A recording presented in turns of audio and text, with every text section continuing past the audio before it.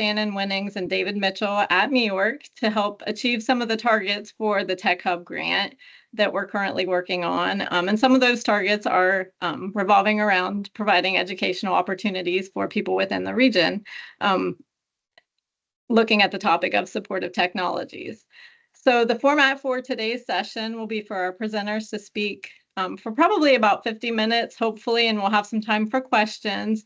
If you have questions along the way, please type them in the chat, and if they aren't answered during the session, we will try to cover them at the end. If we don't have time for that, we will try to get in contact, have the people answer the questions, and then have an email list or something that is sent out to everybody. And I think with all of the housekeeping things taken care of now, I have the pleasure of introducing our companies who will be speaking to us on our topic of remote supports. And today we have with us representatives from Safe and Home, THS, and WinReef. So I will turn it over to all of you guys to share your wonderful information with us. Hi, we're just going to get started by introducing ourselves. My name is Billy Jo Katanzarite, and I am the Senior Remote Support Consultant for Ohio in the South Central region with Safe and Home. And my colleague will go next. And I'm Nicole Little, Remote Support Consultant with Cuyahoga, Fairfield, Perry, and Muskingum. Go ahead, Lisa. Hello, I'm Lisa Chandler. I'm with THS Remote Support Services. I am a senior account executive in Central Ohio, so I cover quite a large territory. And I'm Dave with THS, and I cover all over the place, so I'm very fluent in all the counties. Eric, where are you? My name is Eric Robinson, and I'm with WinReef. I am the Director of Technology Services here. And I am Jared Crawford. I am the remote monitoring supervisor here at WinReef.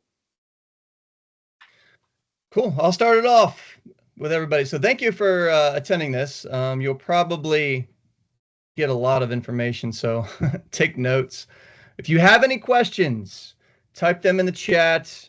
If we don't cover that information during this, we will try to get them out to you at some point, or we can answer them if we have time left. But again, I'm Dave with THS Remote Supports. Real quick in the chat before we start for all the people attending. Quick yes or no. Has anybody ever set up remote supports before? Mm-hmm. I know this is a very difficult question. We are not going to judge you either way, but I just kind of want to know who's actually kind of put this before. Lori, is there anybody answering? Is anybody paying attention yet? They are. Yes, I was trying to answer and I can't type. If they you all have are answering yes and no, so a combination. Yes and no. Usually Go figure. Usually that's how it is. It's about a 50%. Some people have set it up. Some people have done like one time. Some people have done multiple. The biggest thing that remote support companies fight against, and fight's a bad word, is people trying to understand what it actually is. So this is a good kind of a training so you guys understand remote supports is staffing. It is staffing. It is just like HPC staffing, except we do it with technology. I don't know who came up with the word remote supports. It's a terrible word because everybody freaks out like, what is that? It's never going to work. They should have called it like staffing with equipment. That would probably be a better term. But this is remote supports is staffing. It's just an alternative because not everybody wants someone on their couch all the time. Some people kind of want to be themselves and just like you and me, have some alone time and watch some TV without somebody in their personal space all the time. A lot of times what we see is, when you give people remote staffing, they get more independent.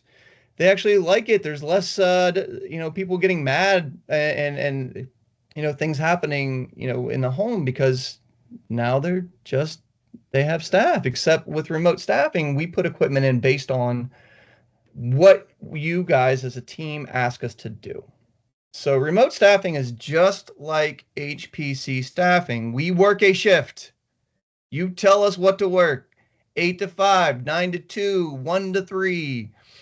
And then you tell us what to do during that time, just like you would for HPC staffing. Us remote support professionals try to figure out what pieces of equipment that we put in that home specific to the needs of that individual. And then we turn on when you tell us to turn on, we turn off when you tell us to turn off. We are not Big Brother. Cameras are not, they don't need to be required. We only put them in when we actually need to see something like, did you take your meds? Did someone come in the door? But we don't have to put cameras in there. So a lot of misconceptions is we're Big Brother. We're staring at cameras all the time. We want to see what you're watching on TV and what you're eating. No, that is not the case. Just remote supports is staffing. It's just a way to give your individuals more freedom, but still have that layer of supervision in the background. We can be remote staffing inside the home.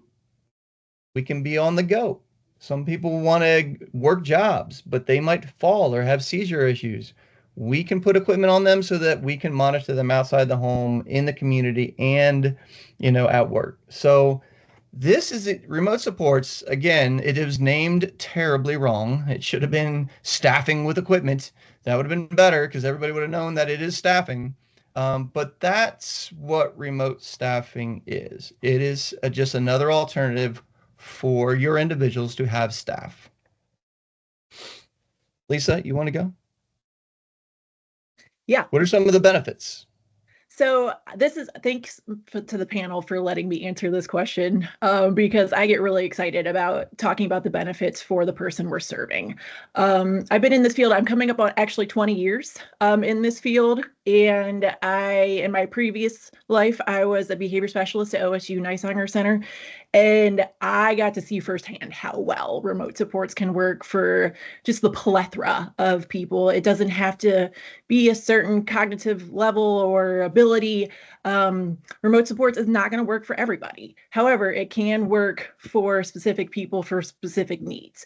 And so I hope the majority of us have gotten in this field because we want to help our people become as independent as possible and basically work ourselves out of a job. And I think remote supports is a really good transition period of going between having all the staff that we've always thrown at our people to then getting alone time. It's that nice segue to make sure that they are becoming independent and safe, but they have that safety net of having somebody there with them. So remote supports is a really, really solid tool to help support a person to become more independent, to meet goals that they want to meet, to learn that safety, to whatever they really want to learn and really what they want to achieve. It's a really good segue to help them get there without having somebody sit right with them, kind of telling them what to do all the time and being there, but we're there if you need us and we can respond how you need us. So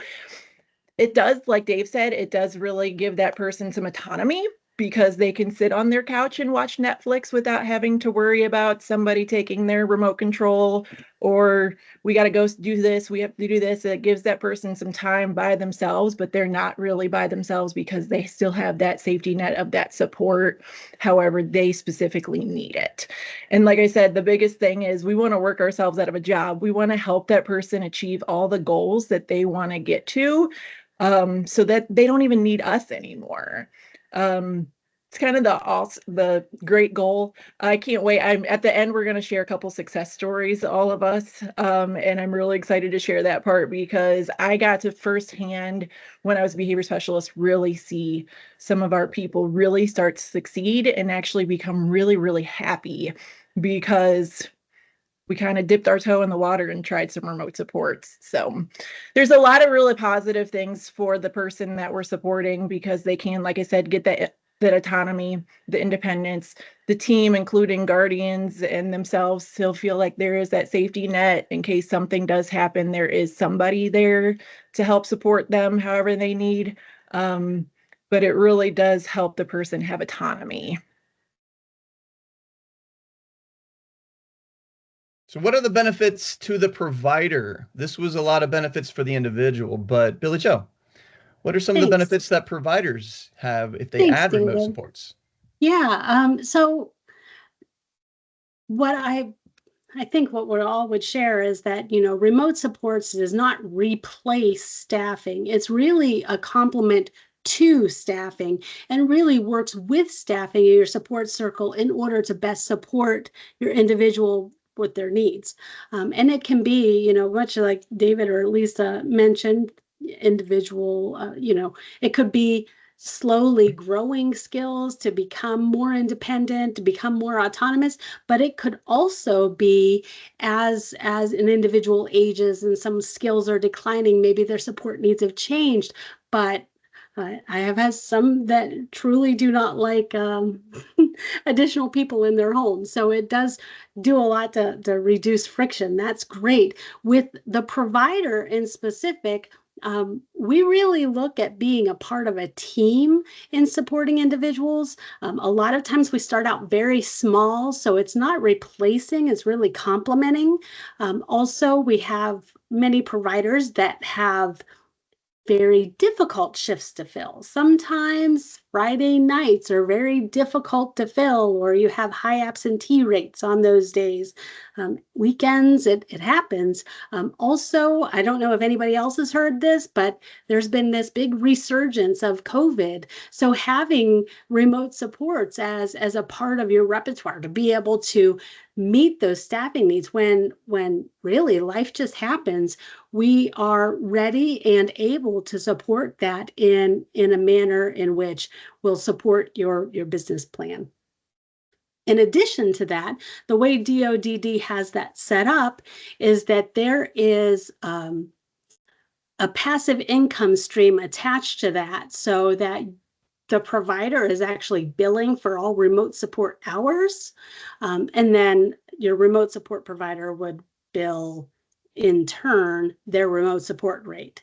So it does have an incentive of creating that passive income stream, which is very beneficial, especially if you're looking at different ways to grow your business and expand your business plan, but maybe not cultivate a whole new segment for your business. Something that's approachable. You could start small and grow and then see where it goes, to really find new avenues to be able to reach additional clients. If you have some that are maybe have higher skills and need some time alone, but they have current staffing. But if you think that maybe that home could do with one less staff, that opens another staff to support another individual that's a possible client, so that you could increase their hours and supply the other house with remote supports. So it opens just new doors of opportunities for providers to be able to meet the needs of existing and possibly new clients along the way. But it really is, it's a seamless process. Providers can partner with multiple remote support vendors. We work with many that work with more than one remote support provider.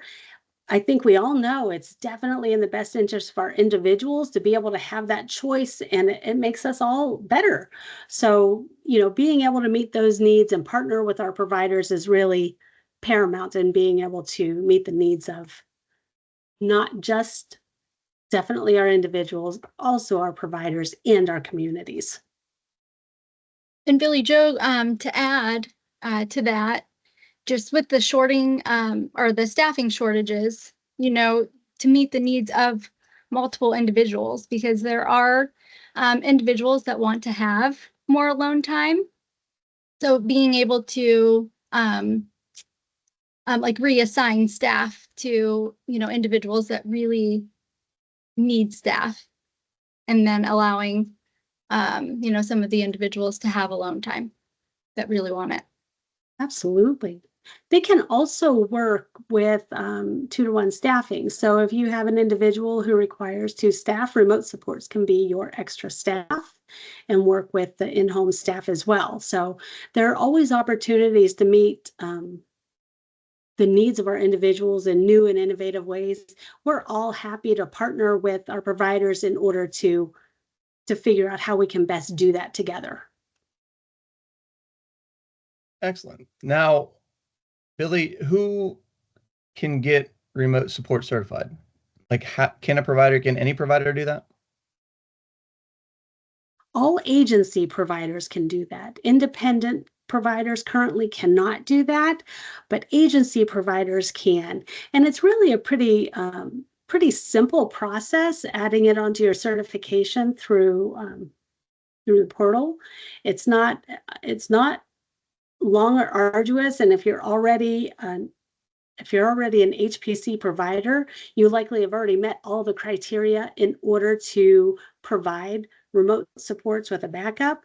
As David referred to, we are staff. So we are able to do that, and they make that process very complementary to HPC services and staffing. Correct. So any SSA that's on here, that if you're working with a provider that's struggling, either financially or with staffing, trying to find people to get, in these homes, every single one of them go to the DoDD portal and add the remote support service. That does not mean that they're going to get some computers and put it in their office and do it. They can now find a remote support provider like us and say, hey, I need some help. They get to bill for that service and they get to be paid to be on call. So they really aren't doing any work, which is nice. We can do staff, they can pick up new clients without even hiring new people. So not only does it benefit the individuals to have them get some more independence and they can watch some Netflix without someone on the couch, the providers can actually get some relief trying to find, staffing people and interviewing and people quitting. They can put remote supports in as they see fit if they get that certification. Now, there's a lot of equipment that we use in the home. THS, just so you know, has 450 pieces of equipment just in our inventory. We don't use it all, but there's a lot.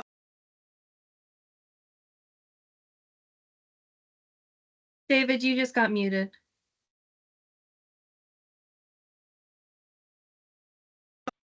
Eric's going to cover some of the equipment that we use now.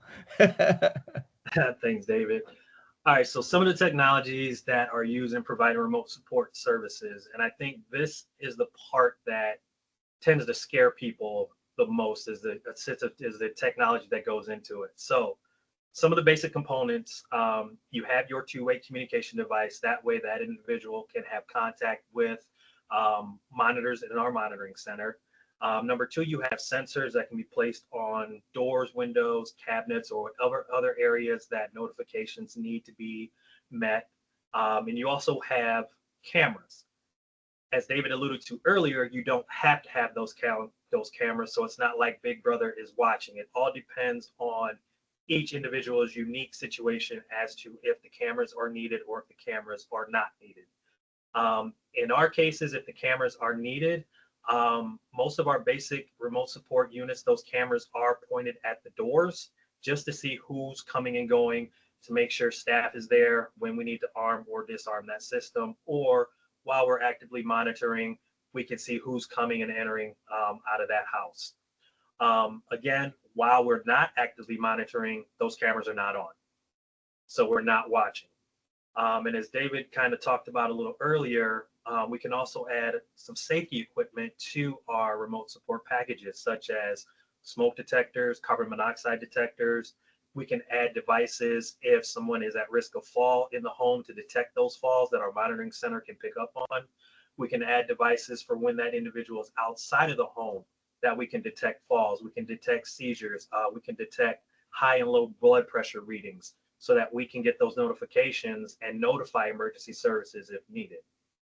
To go along with some of that, the way that this technology can work to enhance the quality of life for that individual, again, it can be staff, but staff that's not present. So again, like David said, they can sit on their couch and watch Netflix without anybody stealing the remote from them. Or they can be in their homes by themselves and enjoy some alone time without staff being there all the time. Or it can give parents or caregivers peace of mind that somebody is there to be able to monitor their child or whoever they're giving care for while they're away, or while they go run to the grocery store, or while they're at work, that their loved one is being cared for. Technology in a whole has been wonderful with remote support in that we can add bits and pieces based on the individual's unique needs. So one individual may need to have shock sensors here to detect the fall. Another individual may not need it. Another individual may need to have water sensors here just because they love to leave the water running. And we need to detect when that water starts to overflow to kind of prevent that flood from happening. So we can do a wide range of different things with our remote support systems with the technologies that we put in there.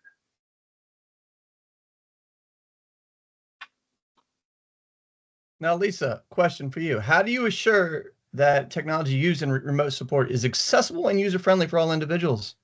Solid question. Thanks for asking, Dave. You're welcome. That's part of the assessment that we do anytime we come in and do a consult, whether it's when we Safe at Home, us, or any of the other remote support vendors. You all are the experts on the person we're serving and supporting, and we're the expert on the technology. So when we're doing that assessment to see what the need is and how we can help support the person in the home or in the community, we discuss all those type of, dexterity, what their needs are that you want us to help. Most of the technology that we use is extremely user-friendly, where they're not really responsible for doing anything. Maybe the toughest piece of equipment is pressing a button. And these are some of the questions that we'll ask during the consults. Are they able to press a button, or do they need to use words to be able to contact us? Or if they have speech impediments, maybe words aren't the best way to communicate with us. So these are part of the assessment that we do. And then when we do determine what supports we need and the technology that's going to work best for the person, we are required to train the individual on every specific piece of equipment we put in the home. So the equipment is tested with them prior to start date, and to ensure that they do know how to use each piece of technology and they feel comfortable with it prior to us starting. So we can do practice calls, we can do, whatever they kind of need, so that way we can ensure that they do know what to do if and when they need to use that piece of technology. Like I said, the majority of it, though, I would say, I can't speak for Winreath and Safe and Home, so please chime in afterwards, but I know I would say about 95% of our technology it does the work for the person. So you don't really have to do anything. There are a couple pieces of technology where you do have to hit a button. And like I said, that's part of the assessment to see if that would work for that person or not. Agreed, Lisa. We do see the same as well. So generally, we address those issues throughout our assessment with dexterity and speech and communication. Exactly. Now, Eric, we are using equipment and technology, and we've all had an Alexa not work sometimes in our home. What do you guys do to notify staff if there is an issue, and that a partner staff that there's an issue in the home? That I will let my colleague here, Jared, answer, just because he deals with that on a day in and day out basis every day. So, yeah, when it comes to, like you said, technology, as we know, things go wrong, go haywire, things cannot communicate properly. When those things happen, for one, our monitoring staff is always notified. Anytime there's anything like a sensor, camera, two-way communication device, anything happens to not connect, or anything from a low battery, or maybe it got knocked off the wall, anything like that, our 24-hour monitoring staff is notified of those issues. And we also have 24-hour technical support that checks into those things. And then once we determine what the issue is, and exactly if we can fix it remotely or how that needs to happen, or in worst case scenario, we can't arm, we would then notify the providers. I personally work with the technology, and then I talk to the manager of the monitoring staff, and she will get a hold of staff providers. Usually there's a backup phone that they will be able to call and let them know, like, hey, we can't arm, or there's an issue, or maybe there's a camera down and we need 5 minutes to pull that back up and reconnect everything, get everything connected.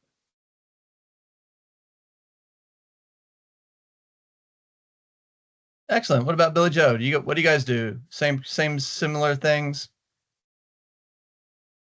Absolutely. So our remote support specialists would be monitoring for off if a device goes offline, and then respond in time.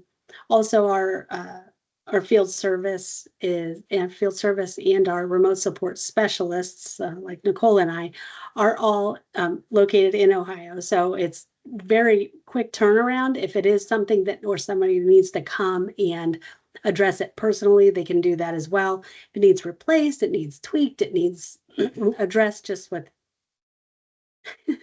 wireless connection or what have you, they can do that as well.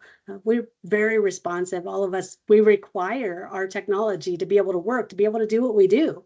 So we're as concerned with it as anybody else is. Yep, And and this is really where- to kind of add to that, our remote support specialists are trained to, maybe help walk an individual through if it's something, simple like, just getting logged back onto the Wi-Fi. So they may, help with those steps so that it's, very quick during a check-in time, or, we may reach out to a natural support or provider just to make sure everything's working right away. But we also have battery backups as well. So some of the technology would, could possibly stay online even during a power outage. You may be able to hear those planes now, so I apologize.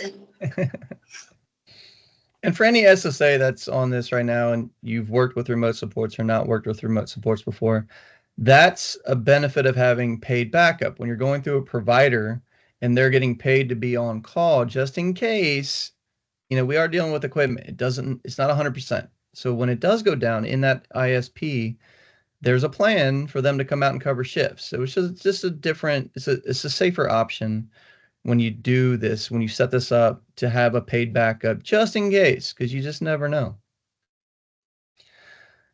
Now, Eric, question for you again. Sorry, I keep picking on you. Sorry.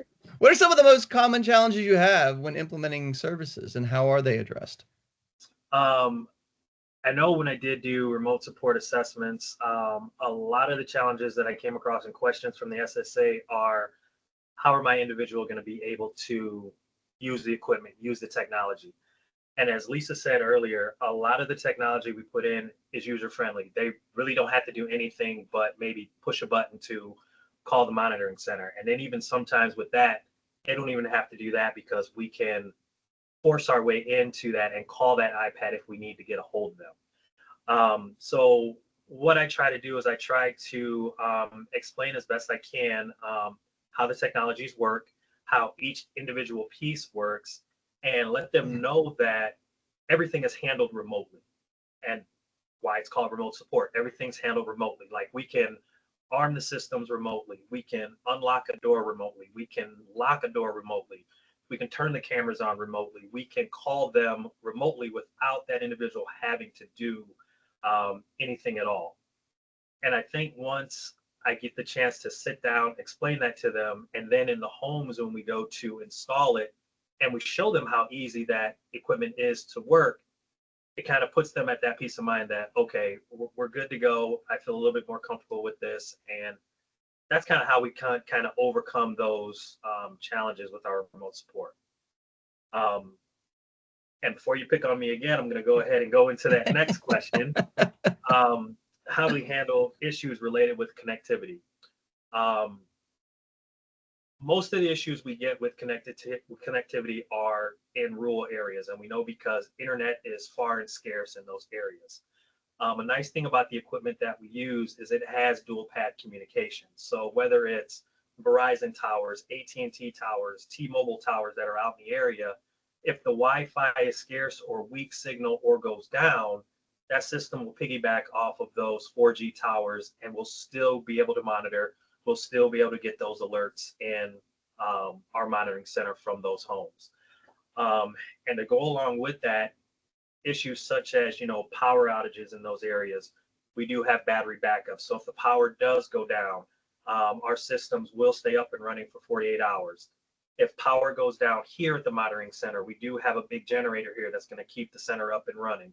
If we do go down on internet, we have a couple cable lines coming into the building here that if one cable line goes down, the other one will take over. So we have a lot of redundancies in place to kind of handle those connectivity issues so that we can stay up and running.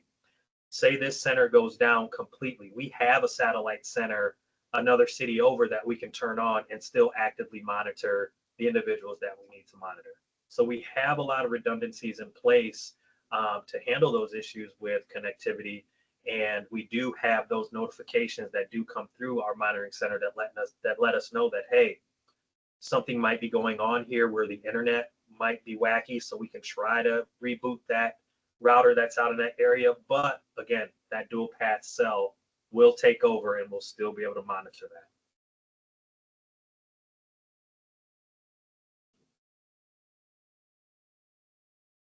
Perfect. That's kind of the same answer we have. I think that's why we wanted to work together as a team today, the three companies, because remote supports as a whole is pretty much the same. Obviously, every company is a little different in how they do things, but the gist of remote supports is very much the same between all the companies. So I guess one of the last questions before my favorite part when we get to share success stories. What does implementing remote support services look like for the provider? Nicole, Billy Joe, you want to start with this one? We kind of touched on it a little bit earlier, but. Yeah, absolutely. So first of all, it always depends on the individual. Every conversation we have is always going to depend on the individual and the individual's needs and supports. So what that looks like is how does that we plan for how that's going to look for each individual circumstance. So if it's a staff handoff in the morning, they reach out to remote supports or vice versa to the provider to do the actual staff handoff. So we have the timestamp documentation ensuring when this company started and when we started and when we ended and when they ended. And we do that at both ends of the service. It's very individualized, though. It can look very different based on each situation. But generally, those are things that you iron out whenever you do your support planning. So as your team meets and determines what are the possible scenarios, a lot of times, I think we all know our providers know the individual so well. So really digging in, partnering with them so that they know that we're invested just as much in the safety and security and well-being of our individuals, that we want that information. We want to know about that relationship, and really building a secure level of trust is probably the most important piece in order to make sure that we're providing supports the way that the provider can feel good about, the way that the family members can feel good about, the way that the individual can feel good about, and the way that our case managers or SSAs can feel good about. Our goal is to make sure that we're providing the best supports possible, and it saying how the provider starts services or ends services. Everybody, I think I alluded to this before, but every provider can partner with multiple remote support providers. It doesn't have to be, oh, I'm only going to work with THS. I'm only going to work with Safe and Home. You can work with multiple. And I would say that's great, because then you can reach more individuals and provide better supports. Even if we wanted to, none of us would be able to meet the needs of all the individuals in Ohio that could receive remote support. So I think right here we have a really solid team and representation of how remote supports could partner with providers in order to provide those great services with individuals. Yeah, and what some staff like, once they start, getting used to having remote supports in the home, we're never late. We turn on at 8. If you say turn on, there's no one stuck in traffic. There's no one, saying, hey, you got to stay an extra hour because so and so called off. So staff that's in the home, they get to go home at 8 to their family every single day. We turn on, we turn off. And like Billy Joe said, if staff is late in the morning or whenever remote supports is ending, we can stay on and for that staff handoff and wait until staff gets there. So, and we live in Ohio. There's snowstorms randomly, that no one's paying attention to. So things like that happen. You don't have to worry about you covering a shift or trying to find someone to get out there to someone. You can say, hey, remote staffing, can you turn on today? And now you have backup staff in the home. So there's a lot of benefits besides the fact that, individuals get more independence and providers can get some shifts covered. There's a lot of other things that are beneficial by adding remote supports that you don't think about until it's actually in the home. And piggybacking off of that, remote supports was created to ebb and flow with where the person's at. So sometimes the team meets and a lot of the team has never worked with remote supports before. It's brand new. So it's us kind of really explaining things, and like you're kind of taking our word on it and you're trying to paint a good picture of the person. The person themselves is trying to paint a good picture, but nobody really knows how that person's going to respond because maybe they've never been by themselves before. So some, like when I was a behavior specialist, I had a person beg for a long time, for years, begged. So we finally, like, he got to a safe place. We could start implementing a little bit. He hated it because he was bored. He'd never been by himself before. He heard every noise freaked him out, and he was constantly calling his provider, asking them to come back. And so you really don't know how a person is going to respond when, so it's nice that we are part of the team and we can communicate what's going on. And maybe we put too much in where they didn't need that level of support, or maybe we didn't put enough technology or supports in, and we can definitely fix it as quick as possible to make sure that person is being supported the best way possible. So it's not an all or nothing. Like at the team meeting, when you kind of plan everything and we, come up with a game plan that goes in the ISP, that's not set in stone. It could change 4 days in or a month in.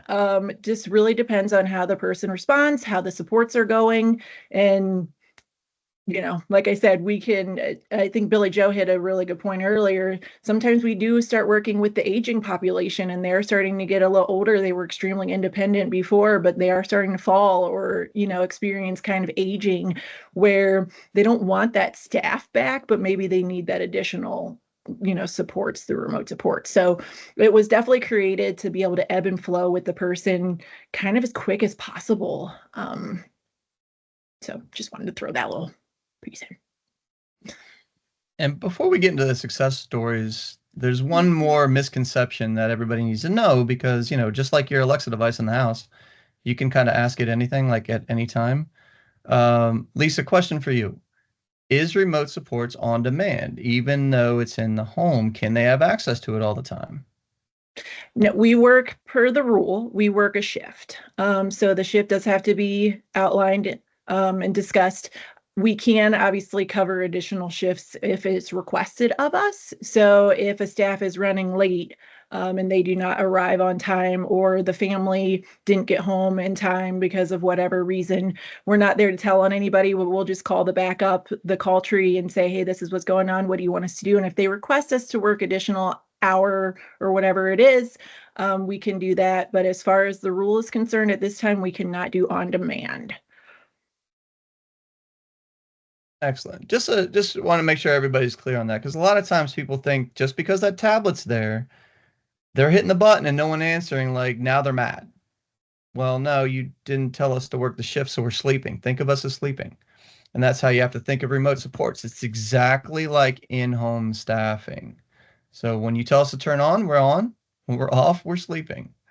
Now we get to the fun part with the success stories. Safe and Home, you want to start? Billy Joe, do you have a success story? You want me to go? Oh, what's that? Sorry, you can start. Okay, and I'm not on camera. I apologize. My connection is not the best right now. So every time I turn my camera on, I'm getting an unstable connection. But my favorite success story. So I currently work with Cuyahoga. There's a project there for TriTech, and there was an individual 24/7 staffing her entire life. She lived in a group home setting. We met several times over, a month or two span, and, staff, guardian, all very reluctant. She never really cooked on her own, never cleaned. They were concerned that maybe she would meet with people online. So, everybody was pretty nervous. And throughout her 3-week stay, we did check-ins during those times as a team. And she was walking to the store. She was cooking, cleaning. First time that she had ever cooked mashed potatoes. She made chicken.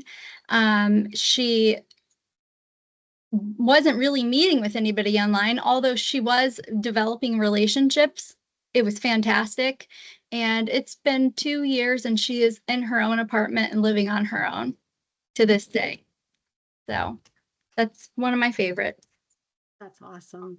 Yeah, another one that I have is an individual who has he it was transition age youth, and a lot of times, the team and really everybody, kind of like a parent of a young adult, you don't know what you don't know. So you go into it thinking that you need to provide so much support, and we're going to load them up with support, and we're going to keep them safe, and we're going to do this. And so we started out with a good amount, like Lisa was saying. Sometimes maybe you provide too much, sometimes you provided too little. Well, in this case, we started out with more, but over the year, we've been able to scale it back and build on his successes. And he still has remote supports, but a lot less. And he's demonstrating some really great independent behaviors, very age appropriate, maybe not stuff I would do or what his mom would do, which is kind of okay. That's kind of how he's going to learn to navigate his path. And that's exciting. So we're happy to be a part of it.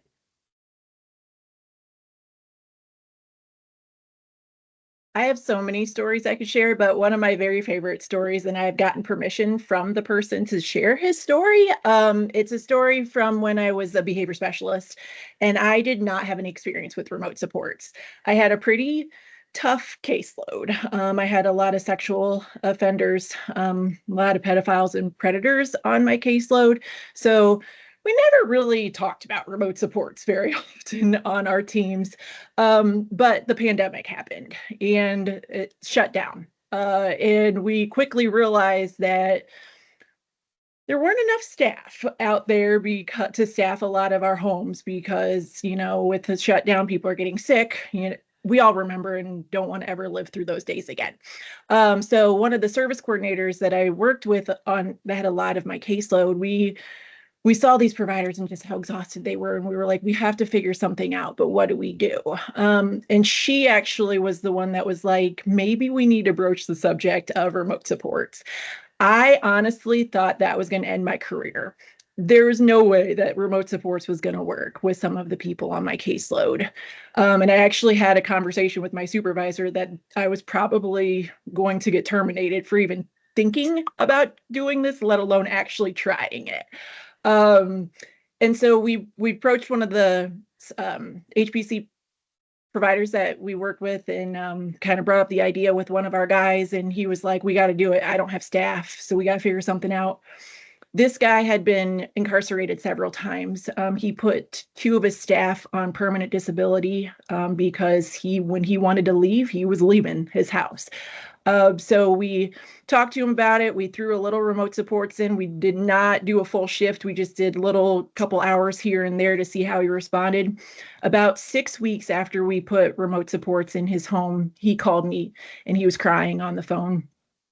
And sorry, I get a little emotional with this story because it was such a cool thing to watch. He called me and he was crying and he thanked me for trusting him to be alone by himself for a little while in his home. And I almost started crying because that wasn't the reason we put remote supports in his house. We put remote supports because we didn't have an option. But it actually, during that 6-week period, we watched him become more independent and actually take responsibility. Instead of beating staff up to leave, he would call the remote support company and say, hey, I'm leaving. I'm going to try to be back in an hour. If I'm not, please call my cell phone. And THS was doing that at the time, and it actually became, we were able to just successfully discontinue some of his restrictive measures because he was taking responsibility for his own actions and being successful and just actually feeling like an adult and feeling like people trusted him and that he could trust himself. And it was the coolest thing to watch just because he had a whole different quality of life, and calmed down a lot, and really started to respect his staff when he did have them in the house, because he realized that they weren't there to just tell him what to do all the time, that they were there to help him be successful and live in the community safely. So between the provider and the remote supports, it was just a game changer to watch his life just start to really excel. That is a lovely story, Lisa.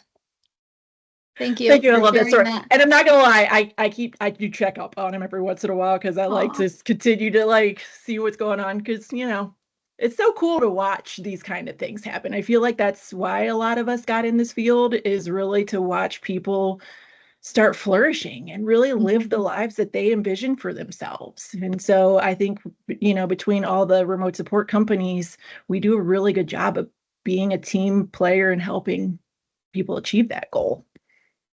I agree.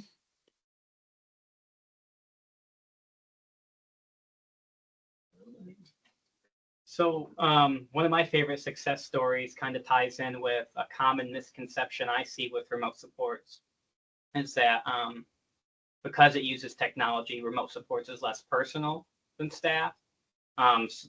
This idea that technology is just there and it's like a robot and they're not really getting the attention they need. I can recall a story where they had staff.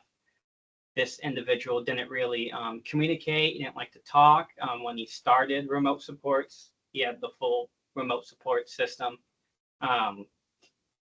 During the calls, he was very brief, very short, but kind of over the course of a year, he got to really get to know our remote support staff and do this. That now it's hard to kind of move him away to stop talking. He wants to communicate when he gets home from working, when the system's on, when we have to call him during his arming times. All he wants to do is talk now. He loves talking to the staff, how his day went, what he had to eat. And we do see a lot of that where gradually over time, people actually come out of their shells because they're just talking through a two-way communication device, and they want to talk to us about how their day went and what they had to eat, and they're excited and looking forward to those calls.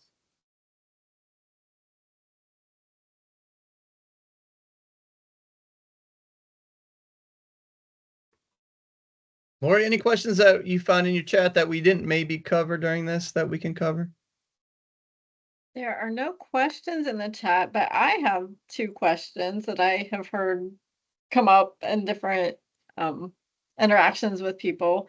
The first one would be funding, and obviously waiver, covers some things. So I don't know if you guys want to briefly touch on that, or if waiver isn't covering, if it's local funds, what that might look like. Yeah, so I mean, the waiver, if an individual has a waiver on service, then obviously services would be covered for the remote supports and the technology. I have a few individuals on service that pay out of pocket, and it's just for them it's a cheaper option. Just to have remote supports and some technology for medication reminders or visitor safety, just to pay out of pocket. So, and sometimes local funding as well. I don't know if anybody else wants to touch on it too. No, you pretty much hit the nail on the head. As long as the person does have a waiver, typically everything between the hours that we support the person and all the technology should fit in the budget. Obviously, it does depend on what the person is receiving elsewhere, if it's HPC, but remote supports does save a lot of waiver dollars comparatively to the other supports that they could get. So it typically, we haven't run across too often where it won't fit into a level 1 self or IO waiver. Obviously, if they have a lot of supports and that they need the staff and they need the remote supports. The state has, obviously, it depends on the situation and what's relayed to the state when SSA will request the prior authorizations. But if the need is there and the team feels that it's there, we haven't seen any issues as far as the waiver covering the cost. We also do accept local funds. We also accept private pay as well. So we want to try to help the person, any need that they can and make sure those funds are there. Okay, the only other question that I have heard somebody bring up was if somebody, like, while they are receiving the remote support services during your shift, if they all of a sudden decide, I don't want this any longer, what happens when they say turn everything off? How is that handled?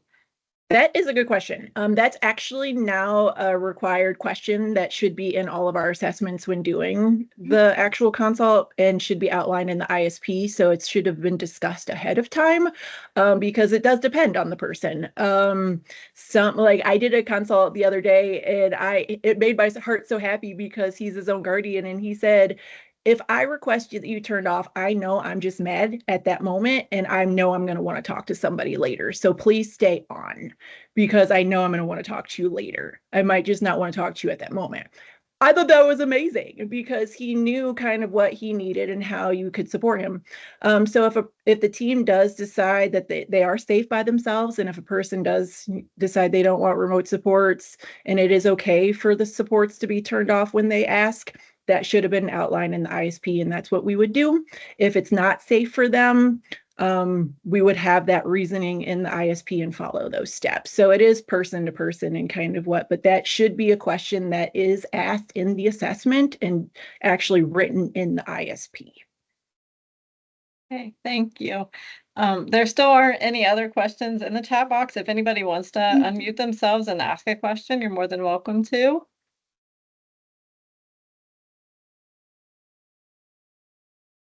Were we just that good? I think so. No, actually, that was a great overview of remote supports and just how the service, what they look like, how they can be a huge support and success for people to be more independent in their daily lives. So thank you guys all for stepping up to the plate and given a wonderful presentation. And just before we do wrap things up and say thank you and get off of here, there will be another virtual session that's put on through MeWork, and it should be coming up November 1st. So just keep an eye out for that information. It hasn't gone out yet, but it will. It should be covering wearable GPS devices is what the topic was that people wanted to have more information on. So that's what will be coming up in the near future. So keep an eye out for that. So I don't know, David or Shannon, are there any other things you want to say or do before we wrap up? Could I jump in and ask a quick question? Oh, absolutely. So I just wanted to get a feel for the amount of time. So I have an individual that has remote supports, but he's basically just getting some check-ins. So it's just prompts and reminders. So that would be at like a 1 hour increment. But what is sort of the general amount of time that an individual could spend? Say they want to chat or they need something to talk, need somebody to talk to. Is there a lot of variation between companies where the amount of time that a person, has available to spend? Well, the billing units are 1 hour units. So when we're on, we're on, we're off, we're off. But during that hour, we're staff. We're just like in-home staff. If they want to call and talk, they're allowed to talk.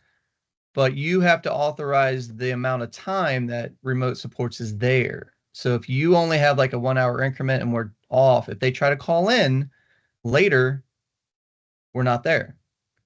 So when we're available, when you have had a scheduled shift for remote supports, just like in-home staffing, We are that person's staff. And if they want to talk, we are there to talk. Okay. So here's a specific example. Say this person needs a little bit of help. They haven't really cooked on the stovetop very much. So, at 6 o'clock, they're going to start to try to cook something. Maybe they haven't, cooked that particular dish before. So can they get on the system and say, hey, I'm getting ready to, to fry this up, and I just need some tips about, how do I know when this is cooked properly? Or can they spend, a half an hour with support to walk them through how to cook that meal? They can ask for a recipe if they want. Okay. That's fantastic. We can also make sure the stove is turned off. So there's a lot of things we can do with that. Mm-hmm. So it's kind of, I'm trying to imagine logistically how that's possible, if there's sort of a 5-to-1 ratio at the call center to, to individuals, then like, what if all 5 people need help all at the same time? Then how do you manage that workflow? Everybody's different, but it's the same thing. Like, we would maybe put a timer and check back in 10 minutes and then check back again in 10 minutes. So it kind of depends on if you're free, if you're not free, what the priorities are. But, a lot of times in protocols with cooking protocols, we'll set it up where they call in. We're giving them a recipe. We'll check back with you in 10 minutes and see how it's going. And then we set a timer and then we call back in. So you guys can kind of help create the protocol, but we are there during their scheduled shifts to be staff for that person. Okay. And I always tell people, this actually came up when I was meeting with Lori one time, and I get asked this a lot during consults. So you'll basically sit on an active call with the person the entire shift. No, we're not going to do that, because if they need that level of support, they really should have an in-person staff with them. Remote supports is that segue between needing a person with them and talking to them the whole time and doing check-ins and periodically. So we can help walk a person through a recipe, but is this a consistent thing? Is this going to be an everyday thing? And that would be our job as the remote support provider, to come back and talk to the team. Like, they really are utilizing us a lot as far as those very long calls where they really need their hand held through a whole process. Obviously, if it's a new recipe or they're just learning a new skill, yeah, that's our job. That's what we're going to be there for. But as far as staying on an active call with somebody for the entire hour every day, that's not what remote supports was created for at all. That's really helpful. I think that it kind of helps clarify the sort of the range of what can be expected. Yeah, and I would hope that we'd all be very transparent in meetings, and even if it's just like, it doesn't have to be an actual consultation where we're planning supports, but we're just giving information, because we don't want to set anybody up to fail. Obviously, HPC has a role for a reason, because a person needs that level of support, or even OSOC, they have that level of support, and same thing with remote supports. I've met with plenty of teams where after hearing them talk about the need, they're not ready for remote supports yet, but maybe we can come up with like a game plan where you as the HPC provider and the team can help them get to that level of independence where they don't need a physical person on an active call with them the whole hour or 4 or whatever. And then maybe 6 months from now, you can refer them back and we can assess them again to see where they're at. We just try to not set anybody up to fail. And, if they need HPC, they need HPC. But if they can start having a little less support than that, then yeah, remote supports would work, even if it's just an hour a day. And to add to that, so for me personally, 30, 60, 90-day check-ins after support start. So maybe an individual starts with 1 or 2 check-in calls a day, but then we can kind of go through support notes as a team to see, is there interaction, or is there a lot more interaction? So for us, if there are 2 or 3, check-in calls, we will be reaching out to the individual, but they could call in 24/7, but we will not bill anything additional outside of our scheduled check-in times. And then, we would reevaluate that though. So maybe at that point we would know, okay, the individual might need 5 hours, of supports opposed to 2 or 3 a day. Yeah, that really points to how remote supports can really just be so dynamic and grow as your individual needs it to grow or change as it needs to change. And that's probably a difference between different providers. At this point in our growth, we are able to be accessed, but we only schedule and bill according to our schedule. So if they're not on active supports, it may not be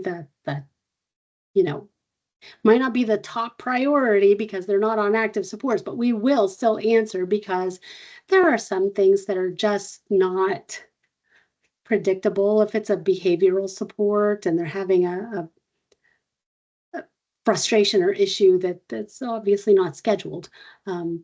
But that also gives us that ability to document that, record that, have that conversation at those check-ins, or convene the team and say, you know what, we really need to look at, maybe they need more support, or maybe they need support to look a little differently in the home. So it really just gives us that ability to facilitate those conversations. And I hate to cut people off because these are all good questions and conversations coming up, but we have reached our hour time limit. So I know any of the 3 companies that are here today, if there are people on who have additional questions, any of the representatives will be more than happy to answer questions. So you can always reach out to them, or you can reach out to myself or David or Shannon at New York. So David or Shannon, is there anything else to wrap up? No, we're good. Thank you. Okay, well, thank you all for attending and have a great weekend. Thanks for having us, Lori. Thank you. Thank you. Thanks so much, everyone. Have a great weekend. Bye.